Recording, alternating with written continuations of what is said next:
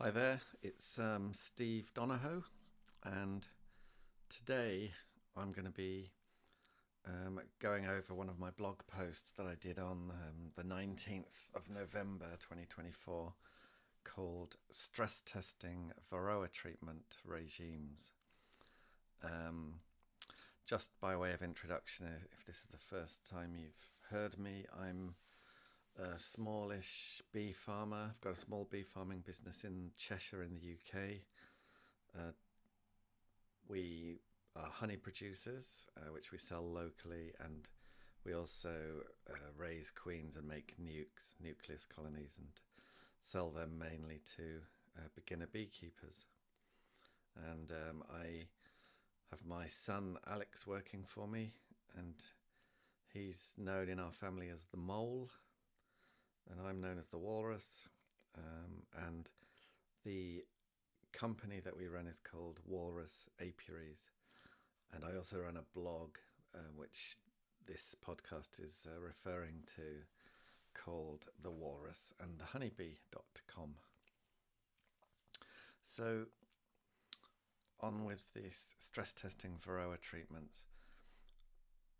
It's difficult to quantify what percentage of honeybee colonies die as a result of Varroa mite infestation and associated viruses, because multiple factors are often involved. From the information I've seen, it's the leading cause of colony losses worldwide. Probably 30 to 50% of all losses are due in large part to the Varroa mite. And this means that choosing a regime for managing the mite is one of the most important decisions a beekeeper can make. And in this article that I'm reading from, I'll be doing my best to stress test different Varroa treatment regimes to find something that actually works. Beekeeping is a wonderful hobby, but what you really want to do is keep your bees alive, and in fact, beyond that, have them thriving and bursting with health. But that's the biggest test of someone who's starting beekeeping. The biggest test really is to have bees happy and well the following season, and then the following season. And if you can do that and not have high losses, then you are a beekeeper. But like many people who try this, for me, it was in my third season actually. I pretty well lost all my bees. In my case, it was because of storm damage blowing the colonies over. I had 6 colonies at the time, lost 5, had 1 that just about survived. But you learn these lessons and carry on, and eventually, you get to a point, hopefully, where you know how to look after bees properly, and that includes making sure that they're well strapped up for winter, but also that they're not riddled with Varroa mites. And of course, at the moment, particularly amongst I would say mostly amongst amateur beekeepers, there's a kind of a craze at the moment for going treatment free, as in trying to create strains of honeybees that are able to manage the Varroa mite without the beekeeper's assistance. And in other countries, particularly in places that are kind of quite remote and cut off and have isolated populations, this has been very successfully done, and there is evidence that it's also happening in many other countries too. I'm a little bit skeptical, shall we say. I think of bees as my livestock, and I think of myself as a farmer looking after his livestock, and I don't think it's a particularly what's the word? I don't know. It doesn't seem right to basically just leave them to die or leave them to be really struggling as a result of huge numbers of mites, especially given that we have plenty of treatments available in the UK. Many of them even qualify as organic. They don't contaminate the honey. In some cases, they work. I don't understand why you wouldn't just apply treatments and give the bees, an easy time. But that's not really what I'm here to talk about today. What I'm here to talk about is assuming that you are the kind of person who wants your bees to live, and you want to look after them properly and treat them for Varroa, then what's the best way to do it? So in the USA, the Bee Informed Partnership reports annual colony losses of 30 to 50% over the past decade, with Varroa consistently coming top of the table as the main culprit.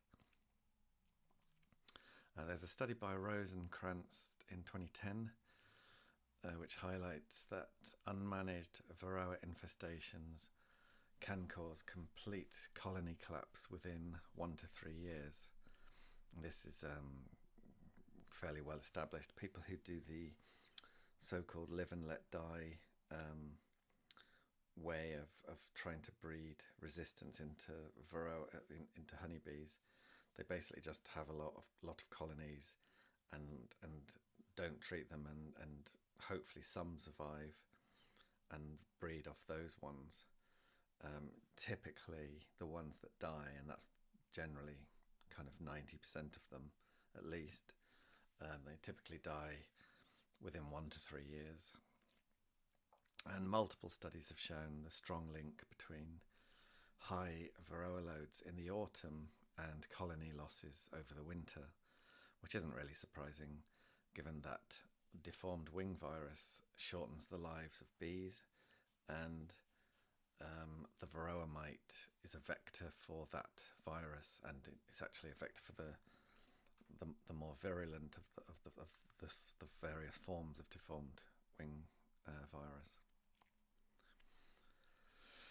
So, as far as I'm concerned, the only monitoring method worth using is an alcohol wash, at least for a one-off assessment of your bees. It means you have to collect a sample of bees and kill them in alcohol, and then shake them around and count the mites that fall off. Obviously, when you do that, make sure you don't get the queen. And on the downside, you do kill some bees, normally about 300, but it does the job it's meant to do. Some people use kind of washing up liquid detergent. Some people use sugar shakes, which I have less confidence in myself. And some people just have a mesh floor on the bottom of the hive and monitor the mite drop. And that has its role, I guess, if you have mesh floors, and mostly I don't. But it's not particularly accurate for just a one-off assessment of infestation. So there is this thing on Randy Oliver's website, scientificbeekeeping.com. He spent, I think it was about a year, he spent developing a spreadsheet model which charts a year in the life of a colony from one winter through spring, summer, autumn to the following winter. It shows the rising and falling in amount of brood, amount of bees, and amount of Varroa mites. You enter in a starting number of mites, and then it will roll forward and show how many mites you're likely to have through the season and at the end of the season. And then you can add different treatments at different times, and then the model will adjust and show you how many mites you killed and how many are left and so forth. So it's a model, which means it's it's an approximation, but it's quite a good tool for playing out different scenarios with different treatments to work out what might be the best way to go. As for mite treatments, I don't know if anyone still uses flumethrin or taufluvalinate to treat their bees, but I assume not, at least not in the UK.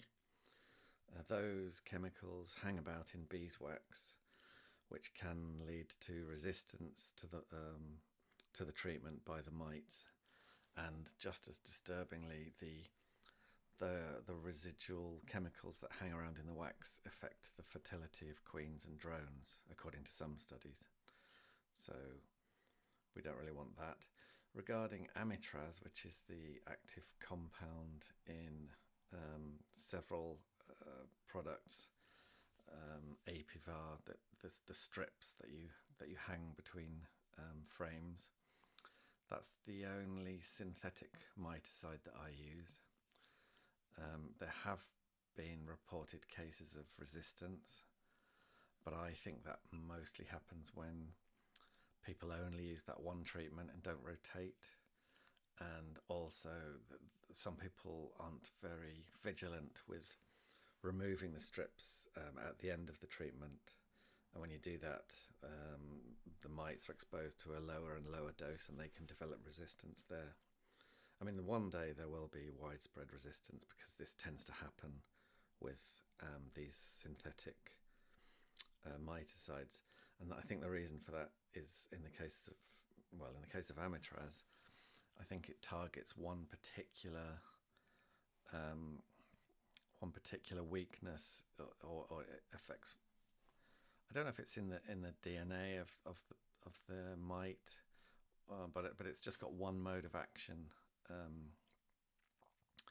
And so it's apparently that's much easier to develop resistance to, whereas something like oxalic acid, it hits the mite with multiple different ways, so that's much less likely to become resistant to them.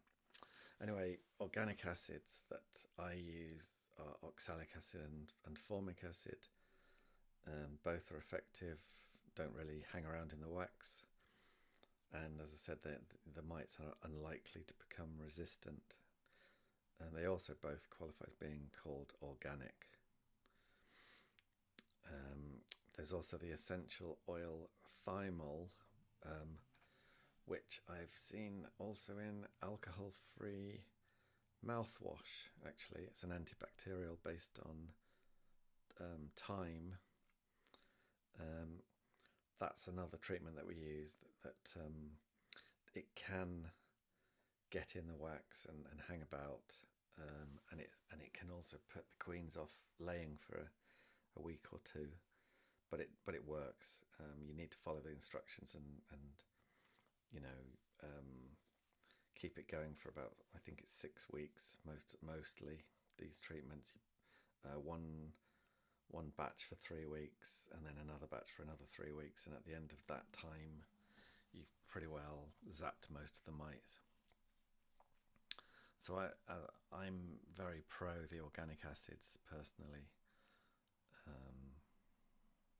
There is this thing that Randy Oliver and others have been playing around with, which is, I think he calls it extended release oxalic acid, but basically oxalic acid is dissolved in glycerol, and that's put into some kind of matrix like paper towels or the washing up sponges, that kind of thing.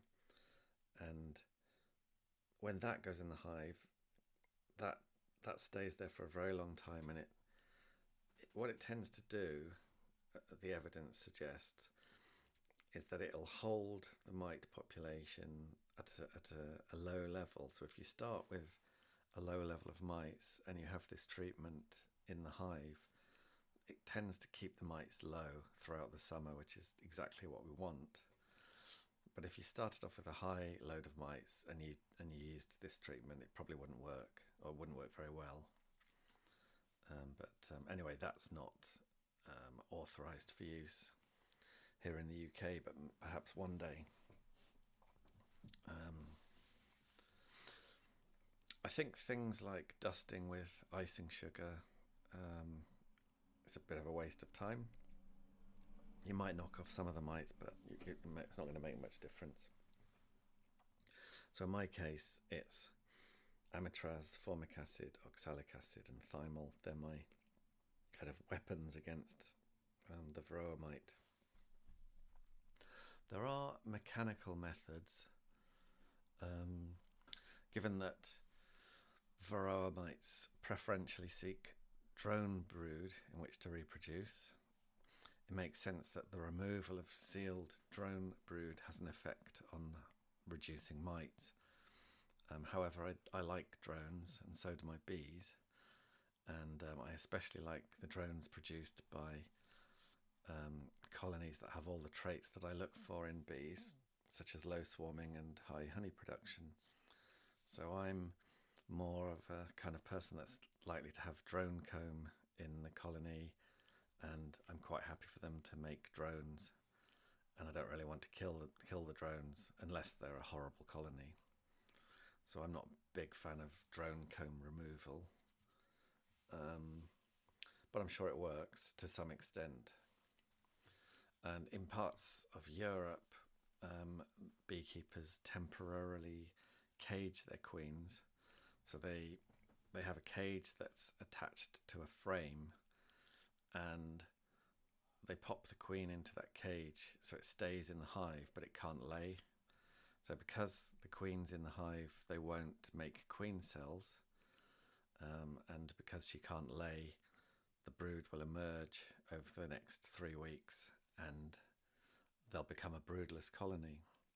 And of course, once they're broodless, well, some people simply go with a brood break, so they'll just have them broodless for a few days, and that messes with the reproduction of the Varroa mites. That will definitely have an effect on the population of mites, but I think it's much more likely that the best way of dealing with this is, once you've got them broodless, is that you use a treatment of oxalic acid, which will knock down pretty well all of the mites, and then you can release the queen, and off she goes again. I think it's an effective system. I tried it 1 year on a few colonies, and I found it a bit tricky, really. You don't always, I mean, it's not exactly difficult to find queens, but it just so happens that when you really need to find her, she goes and puts on the invisibility cloak in some cases. And also, I'm a little bit worried about having the queen caged for a month, effectively, which is what people tend to do. You just never know in our country. Sometimes you get these random honey flows. Like this season just gone, there was a big honey flow, probably in about July, from the SFI mixes that the Sustainable Farming Incentive flower mixes that many farmers sowed. And, you know, if you've kind of crippled your colony by getting rid of all the brood, maybe you're kind of depleting the bees and reducing the population and missing out on some honey there. Also, if the weather just went horrendous and stayed horrendous, then how are the bees going to build up to be a nice strong colony to go through winter? So I just think probably on the continent with stable conditions, that's probably a little bit more of a reliable method than here, where we really do have to put up with some crazy weather, and it's crazy both ways. Sometimes it's crazy good, sometimes it's crazy bad. So it's just I think the UK way of maximising your honey crop is to pretty well just have strong colonies throughout the whole season if you can, and kind of hammering them down to making them broodless might not be the best way to go, in my opinion. Also, on the subject of monitoring mites, you're only taking 300 bees as a sample, and there can be 50,000-60,000 bees in the colony. And okay, you take them from the right kind of place, which is probably off the brood frames. I don't know. I think Randy Oliver did some research into the best place to sample your bees, and I think he came up with just on the edge of the brood nest was just as reliable as actually from inside the brood nest. But the fact is, you're pulling 300 bees out of a lot, and it could just be that those 300 you pulled were particularly either highly infested or lowly infested with mites. So it's never going to be perfect. I also think that for much of the season, most of the mites are in the brood, the sealed brood, so sampling will never find them. And early in the season, say like April, May, there's so few mites wandering around that it's easy to just get a low count, a 0 or a 1, and just think, oh, everything's fine, whereas it might not be. So I tend to do my alcohol wash in June. I think by then, if you've got a lot of mites, then you're in trouble, and if you've got low mites, you'll probably make it through to the end of the season. So June seems to be a good time to do it.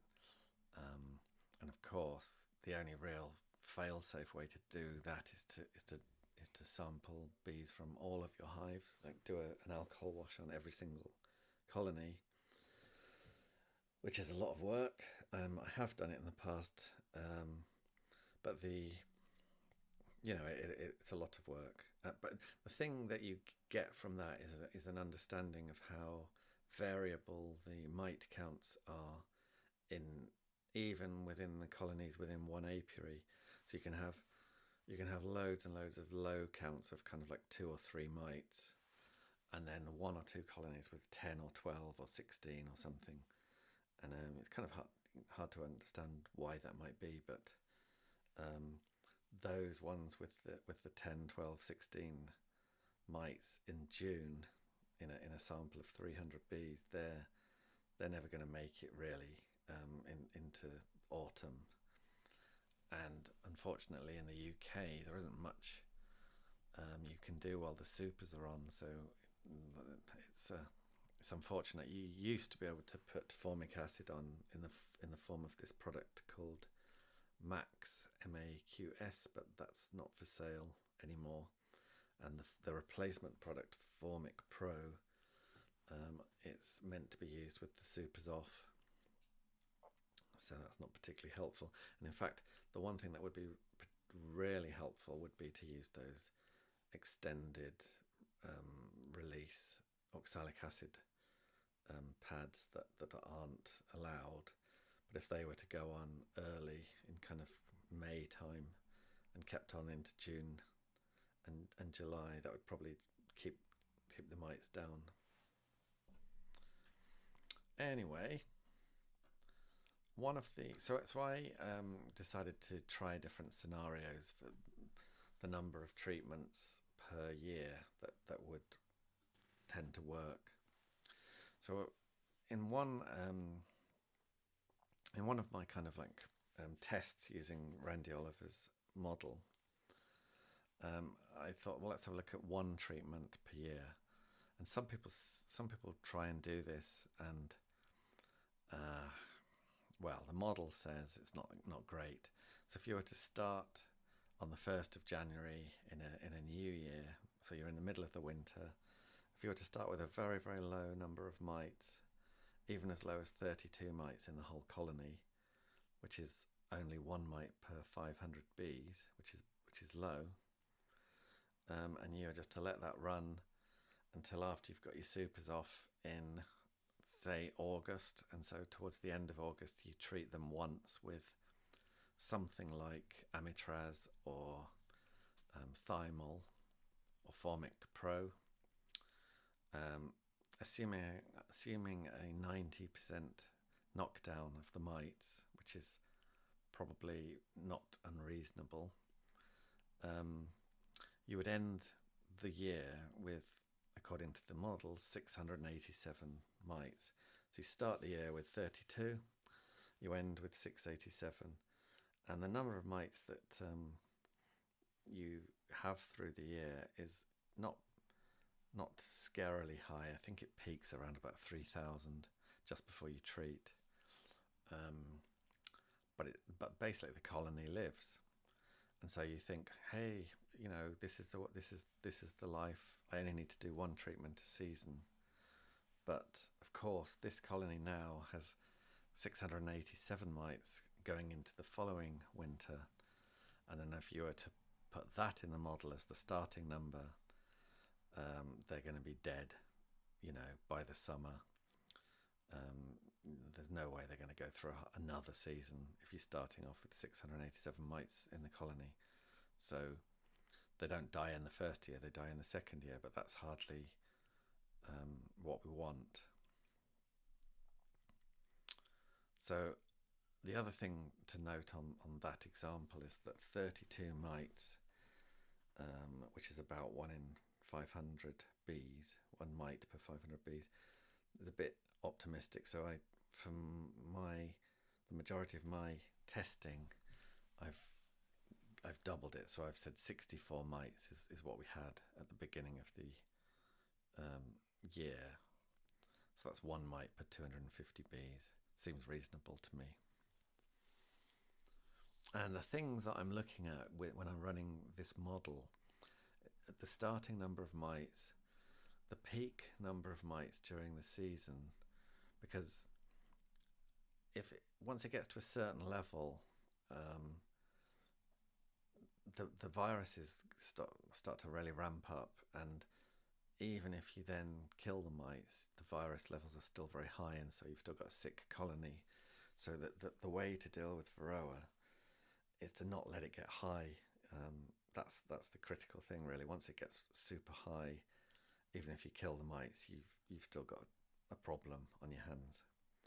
I also look at the number of mites that the model shows at the beginning of September, because that's the time, September, October time, when the queen is laying what become the winter bees. So they're the bees that don't tend to fly so much, and they kind of stay in the hive over the winter and look after the queen, raise a tiny bit of brood, but mostly they just kind of in a fairly quiet period, but they have all that potential stored up in them to explode in the spring and start off the next cycle. So those bees are critical, and if your winter bees are heavily infested with mites, you're going to lose the colony. So also I want to look at the number of mites at the end of this period, at the end of the year, because if the number of mites at the end of the year is higher than the number of mites at the beginning of the year, then eventually all that's going to happen is it goes higher and higher each year, and eventually your colony is going to die. So you want a treatment protocol that has the number that you start with being the same as the number that you end with, or you end with less, because that way it's not going to grow into a problem in subsequent years. Ideally, the peak number of mites you should have is no more than 2,000 at any time in the season, according to the literature I've read. And so what I do with the stress testing is whether I've got a treatment protocol of 1 treatment, 2 treatments, or 3 treatments, I start with 64 mites on the 1st of January, and then I run through the model, and look at all these measures that I've referred to: the starting number, the ending number, the peak number, and the number at the end of September, and I just see which one works. So as we've already seen with the one treatment in the season, there's not really much point. The peak number of mites goes up to 6,000 odd. Over 900 at the end of the season. That's not going to be sustainable. Looking at 2 treatments a season, what I looked at there was the same as the one treatment, but in addition to that, so in addition to a treatment in August, end of August, after the supers are off, a further treatment in the winter, November, December time, with oxalic acid when the hive is basically broodless. And it's been shown that in the UK, well, the research I've seen, it was up in Scotland, but it showed that the most likely time for a colony to have no brood was actually in November. But what I do, I'm going to do it in either November or December, and I just wait for a cold period when it goes really cold, like freezing, for a few days or even weeks. But once it's gone really cold and the ground's frozen, and it's I've kind of assumed that means the queen's not going to be laying then. So I then just take 3 weeks after that and do my oxalic acid treatment. But if you weren't going to bother with that, you just sort of pick probably, I don't know, the end of November or the beginning of December would be your best bet generally. Anyway, so this 2 treatment protocols, one in the autumn and one in the winter, it kind of it does okay, but basically at 64 mites, the colony lives fine, and if you push the starting number up, you can push it up to a starting number of 161 mites. After that, if you had any more than 161 mites in your colony at the 1st of January, according to this model, you lose the colony.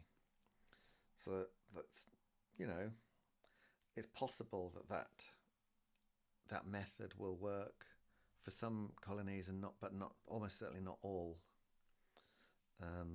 Also, the peak number of mites under that protocol still goes up pretty high, 6,000-ish, or more, and so it's definitely not the best. Now, after that, I looked at 3 treatments. So 3 treatments is a treatment early on in early spring, so 1st of March, and that one would be apivar, because it's not so temperature dependent, and at that time the temperature is generally above 10 Celsius, so it works.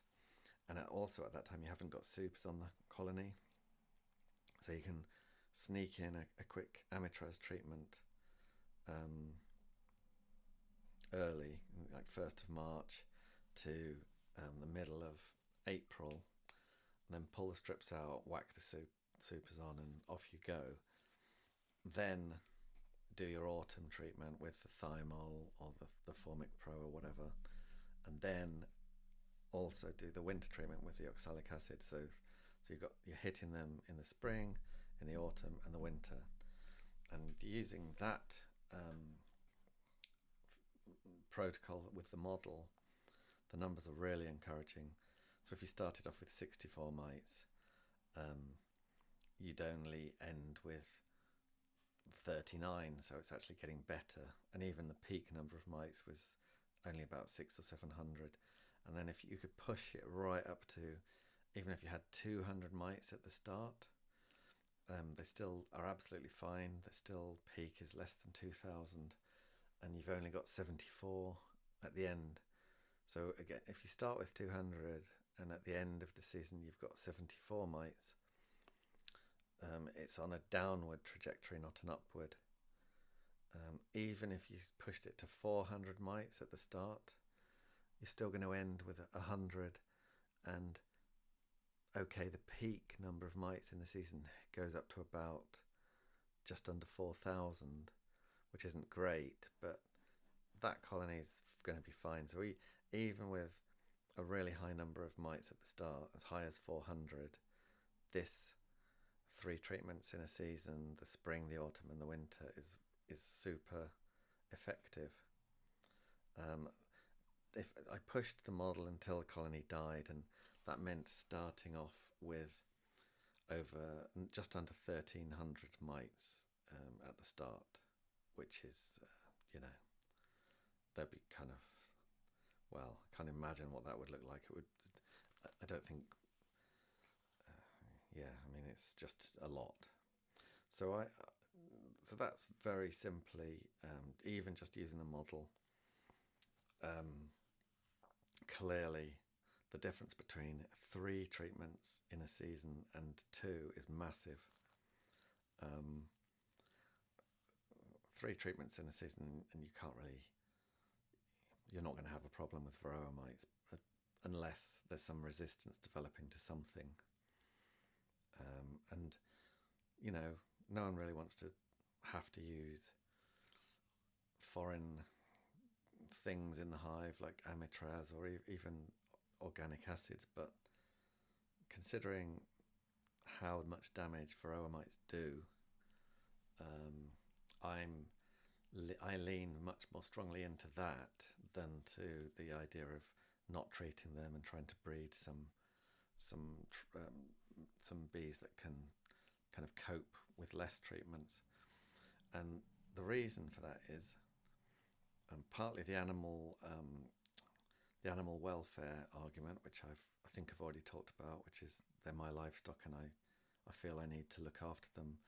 But also, and much more importantly in many ways, the bees that I've got and the bees that many of us have are the result of many, many decades of careful selection to produce a type of honeybee that works for the likes of me, somebody who earns his money by selling honey and by selling bees, running as many colonies as is practical, and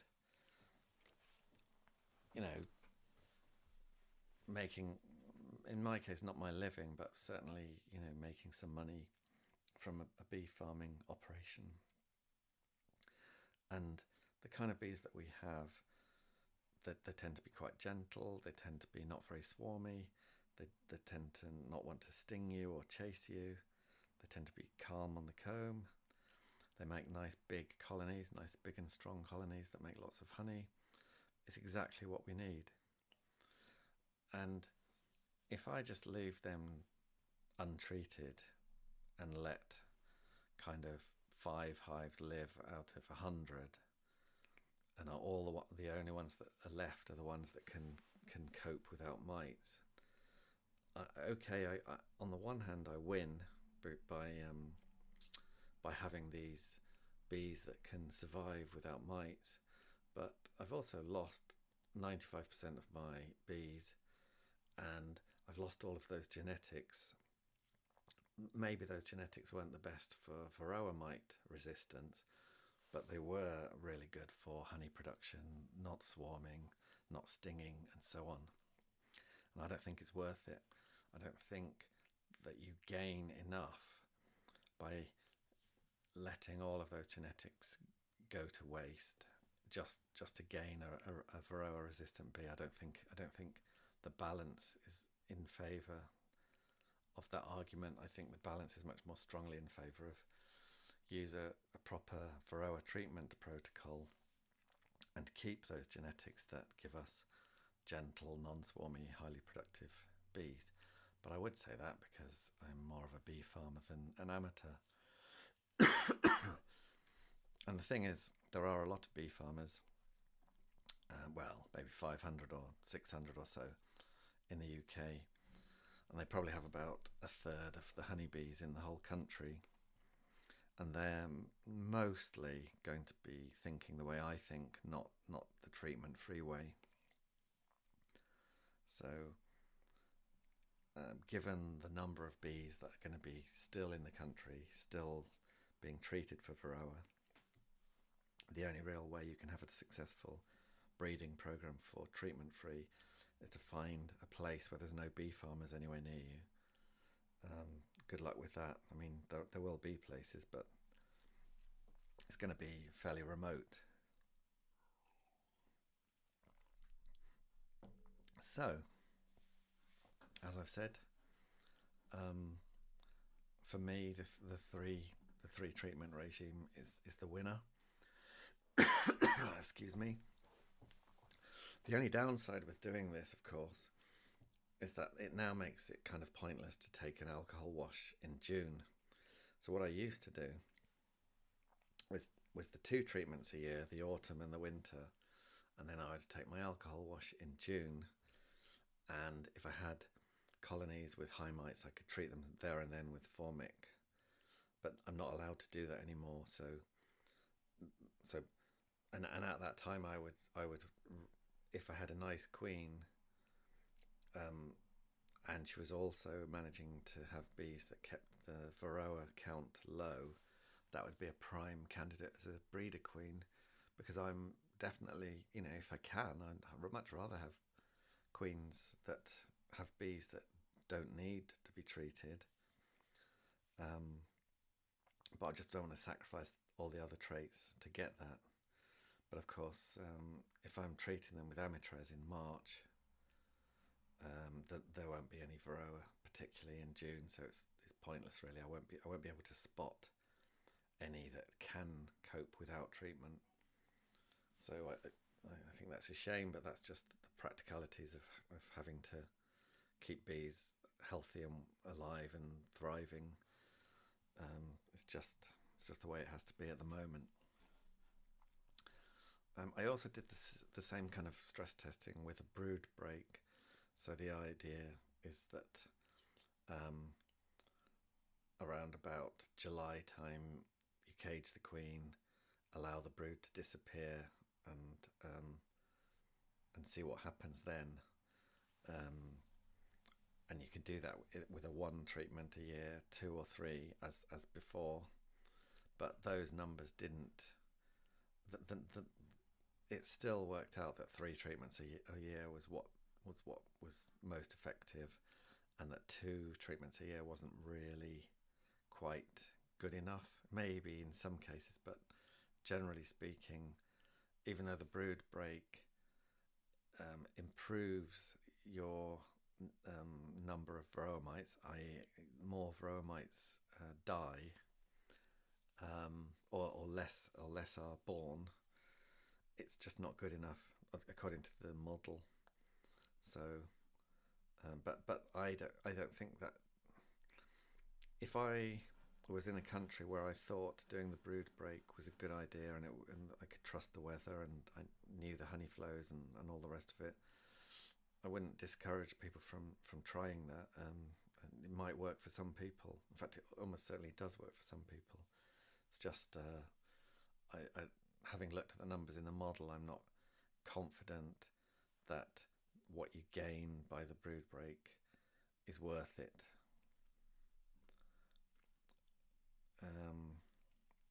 Okay, so after chuntering on a bit there, hopefully that's helped some people see the logic of why I think it's a good idea to treat for Varroa mites. I think it's a custodian of livestock animal welfare issue, but also as somebody who wants healthy bees and lots of honey, and I want to be able to work with my bees without being murdered by stings or have them swarming every 5 minutes.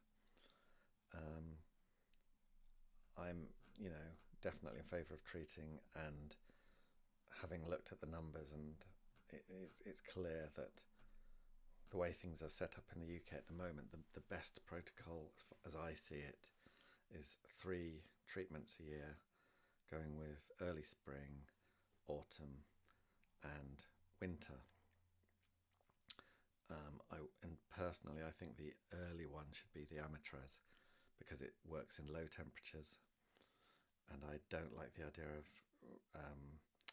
messing with the laying rate of the queens. So if you put Thymol or formic on early, I think it's going to hammer the queens and stop them laying. Not really what you want in the spring build-up. So amitraz won't do that. Then when you get to the end of August kind of time, soup is off. It doesn't really matter, but I guess formic or thymol would be the solution there. And then in the winter, when they're broodless, in November or December, it would be oxalic acid, trickle or sublimation. I've gone full circle. I used to do trickle, then I went to sublimation, and now I've gone back to trickle just because for me it's quicker. But also very often when I'm doing the oxalic treatment, that it's quite cold and the bees are quite tightly clustered. And I think when they're tightly clustered, you're better off trickling the oxalic over them, because I think the sublimation, the vapours might hit the outside of the cluster, but I'm not convinced they kind of penetrate right in there. So that's my thoughts on that. Hopefully that's helped someone. If you enjoyed it, spread the word. Thank you very much.